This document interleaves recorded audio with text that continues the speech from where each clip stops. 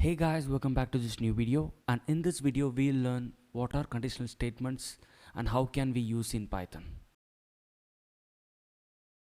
So first, what are conditional statements? Conditional statements is basically yes or no questions, right? Like if something is true, it will give some output, and if something is false, it will give another output.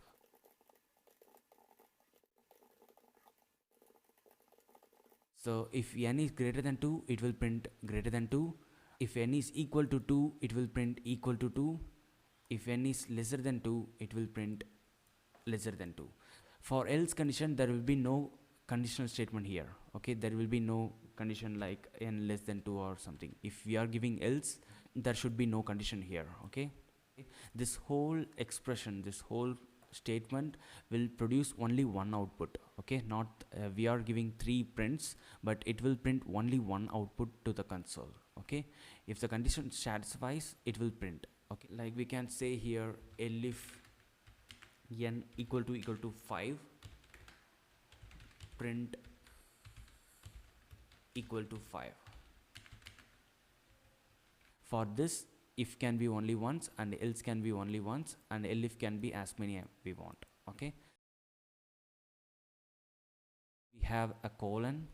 After that we have this indentation. This is called indentation, like a force space or a tab space, like that. Okay, so if you press enter here, if we have a cursor here and if you press enter, it will automatically give the space. Okay, so this is very important in Python programming. In other programming there will be squiggles like this, like for the if class, like at the end there will be a squiggle. Okay, if we run this, it will print it is greater than 2. Okay, so this is greater than 2. We are having this condition has n equal to 5. This is not executed, right? Even though n is equal to 5, this is not executed. So as I said before, this whole expression will produce only one output. So that one output is the first one. After that, it will directly jump into the other line here. Let's say here end of the program.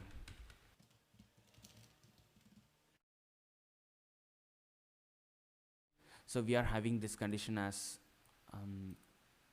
n greater than 2, like n greater than 2, it will print greater than 2, else it will print lesser than 2. So this can be written in only one line actually. For this is called as ternary operator. Okay, see, this will produce only one output, right? Like let's print this. Okay, I'm storing this in an output. Okay, condition is here n greater than 2 or not. Okay, if true, it will print this. If false, it will print that. Okay, let's comment out these for a bit. If I run this, we will get the same output, greater than 2. Now let's see the false values. Okay, let's say 0 is a false value. We can print like this. Okay, if print bool of 0, so bool of 0 will output false here. Okay, because it's false. Okay, we can check any expression as a boolean expression. Okay, like this. Okay, 1 equal to 1. So if we run this, it will produce true here. Okay, whatever the expression is, it will provide the boolean output, true or false value. Okay, 0 is a false value, and none is a keyword. This is also a false value, and empty list is a false value, empty tuple and empty dictionary or set, these are all false values. Like empty string, these will provide false values. Okay, even the false. Let's check one by one. Okay, if I run this, it will provide false only, because these are all false. Okay, the empty values provide false, which means we can use like this. Like this we can use. Okay, for example, n is let's say it's 0. Okay, now we are checking if n, it will definitely provide false value, because n is not, like n is 0, so it will provide false. So it will jump into the else statement and provide 0. okay, to the output. See, it's 0. Okay, so what if we give let's say 45, like that, it's greater than 0. See, so 45 is a true value, it provides the truth value, and it will print this statement here. Okay, okay, let's print the bool of 45, what it provides. See, if I print this, it will provide true.